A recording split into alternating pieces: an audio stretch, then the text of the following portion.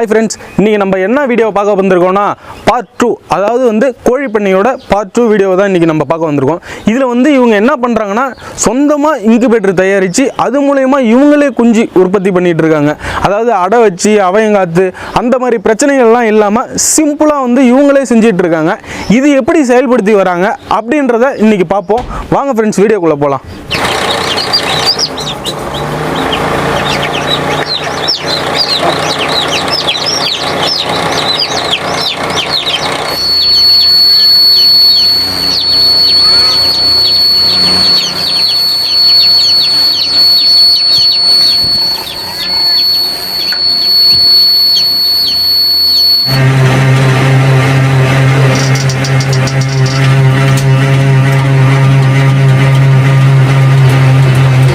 இதான் நாங்கள் சொன்ன இன்குபேட்டரு.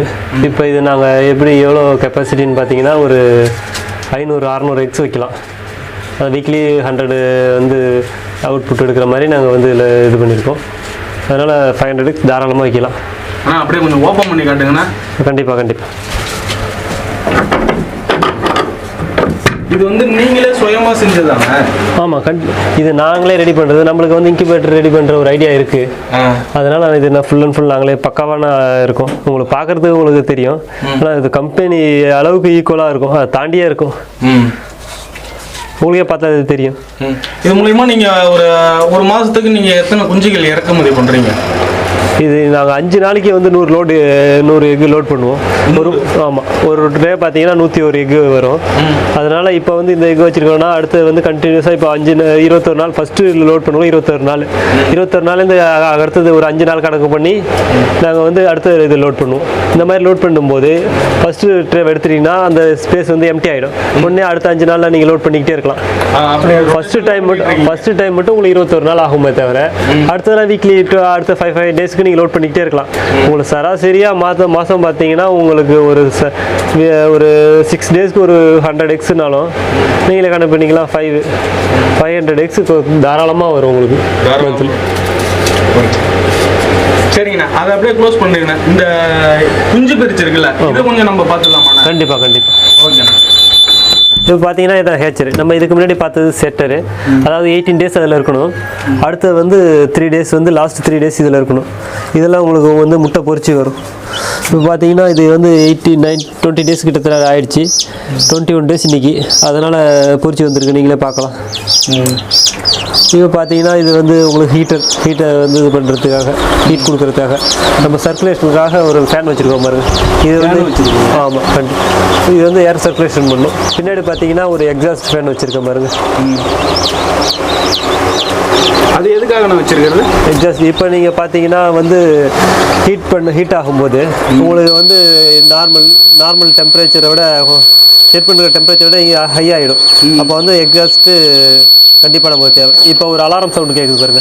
இது எதுக்குன்னா இப்போ நீங்கள் டோர் ஓப்பன் பண்ணிட்டீங்க, லோ டெம்பரேச்சர் அலாரம்ன்றது வந்து மென்ஷன் ஆகுது. ஆமாம். இப்போ நீங்கள் வீட்டில் இதெல்லாம் வந்து சென்சார் மூலமா செயல்படுது. ஆமாம், இது ஃபுல் அண்ட் ஃபுல் கண்ட்ரோலர் தான். டெம்பரேச்சர் கண்ட்ரோல்னு சொல்லுவாங்க. Temperature control. இப்போ நீங்கள் வீட்டிலே இருந்தீங்கன்னா இப்போ லோ டெம்பரேச்சர் ஆகிடுச்சு, சப்போஸ் பவர் கட் ஆகிடுச்சுன்னு வச்சிங்க. பவர் கட் ஆகுதுன்னா பிரேக்கர் உங்கள் லைனுக்கு வர சர்க்யூட் வந்து பிரேக்கர் ஃபால்ட் ஆகிடுச்சு. இப்போ லோ டெம்பரேச்சர் ஆகிடுச்சுன்னா உங்களுக்கு தெரியாது என்ன ஆயிடுச்சுன்னு. இப்போ ஒரு அலாரம்ன்றது போது கண்டிப்பாக உங்களுக்கு நோட் பண்ணுவீங்க. அதுக்காக லோ டெம்பரேச்சர். இப்போ நம்ம க்ளோஸ் பண்ணியாச்சு. இப்போ அலாரம் வந்து தானாக ஒரு ஹீட் இன்க்ரீஸ் ஆனாலும் ஒரு 10 செகண்ட்ஸில் கட் ஆகிடும். இப்போ அந்த சென்சார் நம்ம பார்த்துக்கலாம். கண்டிப்பாக சென்சாரை பார்க்கலாம். அது ஒன்றும் பெரிய விஷயம் கிடையாது. உங்களுக்கு காட்டுறாங்க. இது பார்த்தீங்கன்னா இதான் மெயின் டெம்பரேச்சர் கண்ட்ரோலரு. இது பார்த்தீங்கன்னா லோ டெம்பரேச்சர் அலாரம். இது பார்த்தீங்கன்னா high temperature alarm plus exist வந்துடும். எக்ஸாஸ்ட் ஓடணும் உங்களுக்கு. சப்போஸ் ஹை டெம்பரேச்சர் வந்துட்டா. இது வந்து என்னோடய ரெஃபரன்ஸுக்காக, எக்ஸ்ட்ரா ரெஃபரன்ஸுக்காக வச்சுருக்கேன். இப்போ நம்மளோட டெம்பரேச்சர் செட்டிங் பார்த்தீங்கன்னா 37.7 சொல்லுவாங்க. 37.5 வந்து ஓகே. நம்ம நார்மலாக 37.5 வச்சு 5 இல்லை 4 வச்சா போதும். அதனால் அது மெயின்டைன் ஆகும். இப்போ உங்களுக்கு வந்து இது ஆட்டோமேட்டிக்காக 37.3 கட் ஆகிடுச்சு பாருங்கள். இப்போ இது எதுக்குன்னு பார்த்தீங்கன்னா லோ டெம்பரேச்சர் அலாரம். சப்போஸ் நீங்கள் வந்து இல்லை லோ டெம்பரேச்சர் ஹை டெம்பரேச்சராக நமக்கு தெரியாது. லோ டெம்பரேச்சர் நீங்கள் வீட்டில் இருக்கீங்க, நீங்கள் வந்து பண்ணி விசிட் பண்ணிட்டீங்க, இது வந்து உங்களுக்கு கவனம் இருக்காது. நம்ம தான் எல்லாம் பக்காவாக செட் பண்ணியிருக்கோமே, அதனால் உங்களுக்கு கவனம் இல்லாமல் போயிடும். அதுக்காக நீங்கள் கண்டிப்பாக லோ டெம்பரேச்சர் அலாரம் வச்சு சப்போஸ் ஒரு உங்கள் பிரேக்கர் ஃபால்ட் ஆகிடுச்சு, அதனால் உங்களுக்கு அலாரம் நோட் பண்ணுறதுக்காக இது உங்களுக்கு 37 இது வந்து 36 செட் பண்ணியிருக்கோம்.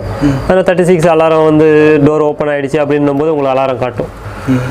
அடுத்தது இந்த டெம்பரேச்சர் கண்ட்ரோல் எல்லாம் சேம் தான். எல்லாம் டெம்பரேச்சர் தான் பேசிக்கு. டெம்பரேச்சர் ஒன்று கண்ட்ரோல் பண்ணுது, ஒன்று டெம்பரேச்சர் லாஸ் பண்ண உடனே உங்களுக்கு வந்து அலாரம் கொடுக்குது. அதுதான். சரிங்கண்ணா. இப்போ ஓகே, இப்போ நீங்கள் வந்து உங்களால் இந்த மாதிரி இப்போ நான் மற்றவங்க வந்து கேட்குறாங்கங்கும் போது உங்களால் இந்த மாதிரி ஒரு இதை வந்து ரெடி பண்ணி தர முடியுமா? நான் மேக்ஸிமம் வந்து நான் வந்து எல்லாரையும் வந்து ரெடி பண்ணி தரேன்னு சொல்ல மாட்டேன். ஏன்னா இது வந்து ஒரு பெரிய அது விலை கொடுத்து வாங்குற பொருள்லாம் அதிகமாகலாம் கிடையாது. இது ஒரு சின்ன ஒரு மாடல் தான். யாராவது சப்போஸ் நீங்கள் அங்கேயே ரெடி பண்ணிட்டீங்கன்னா உங்களுக்கு எப்படி ரெடி பண்ணி மற்ற கண்ட்ரோலர் எப்படி கனெக்ஷன் கொடுக்கணும்னு நீங்கள் ஐடியா கேட்டிங்கன்னா உங்களுக்கு சப்போஸ் ஒரு ஐடியா இருந்தால் நானே சொல்லி கொடுத்துருவேன். சரி சப்போஸ் முடியல அப்படின்னும் போது நான் செஞ்சு கொடுக்கறதுக்கு நான் ரெடியாக இருக்கேன். அது ஒன்றும் பிரச்சனை இல்லை. நீங்கள் சப்போஸ் அங்கே ஒரு கார்பெண்டரை வச்சு ஒரு பாக்ஸ் செய்யணுன்ற ஒரு மேட்டர் கிடையாது. ஒரு எம்டி பாக்ஸ் தான் உங்களுக்கு. ஒரு எம்டி பாக்ஸில் வந்து ஒரு ஹீட் வந்து வெளியாகாமல் மெயின்டைன் ஆகணும். நீங்கள் கார்பெண்டர் வச்சு வச்சா கூட கண்ட்ரோலர் எப்படி கனெக்ஷன் கொடுக்குறது அப்படின்றத நான் இங்கேருந்து சொல்லிவிடுவேன். உங்களுக்கு வந்து ஒரு 10,000 போட்டு நீங்கள் வாங்குறதுல ஒரு 2,000லேயே முடிஞ்சிடும். 1,000லேயே முடிஞ்சிடும். ஆமாம். அப்படிங்கும்போது நம்மளா செஞ்சுக்கிறது, நீங்களா செஞ்சுக்கிட்டீங்கன்னா உங்களுக்கு வந்து ஒரு எக்ஸ்பீரியன்ஸ் கிடைக்கும். சப்போஸ் ஒரு அன்டைமில் வந்து உங்களுக்கு வந்து இன்குபேட்டர் ஒர்க் ஆகலை அப்படின்னு என்ன ஃபால்ட்டுன்னு உங்களுக்கு கண்டிப்பாக தெரியாது. ஒரு நைட்டு 9 o'clock பார்த்தீங்கன்னா இன்குபேட்டர் ஆஃப் ஆயிடுச்சுன்னா அப்போ யாரும் ஃபோன் அட்டன் பண்ணி நீங்கள் வந்து கிளியர் பண்ண முடியாது. எக் லோட் பண்ணிருப்பீங்க. ஒரு 2-3 hours பவர் கட் ஆகாமல் பவர் கட்டில் இருக்கலாம். பட் ஆனால் 5 hours 6 hours ஆச்சுன்னா உங்களுக்கு வந்து கொஞ்சம் ஹேச்சபிள் ரிசல்ட் குறையும். அதனால் நீங்களாக ரெடி பண்ணிட்டீங்கன்னா உங்களுக்கு வந்து ஃபால்ட் அட்டன் பண்ணுறது ரொம்ப ஈஸியாக இருக்கும். இது அவ்வளோ பெரிய ரொம்ப கஷ்டமான வேலை கிடையாது.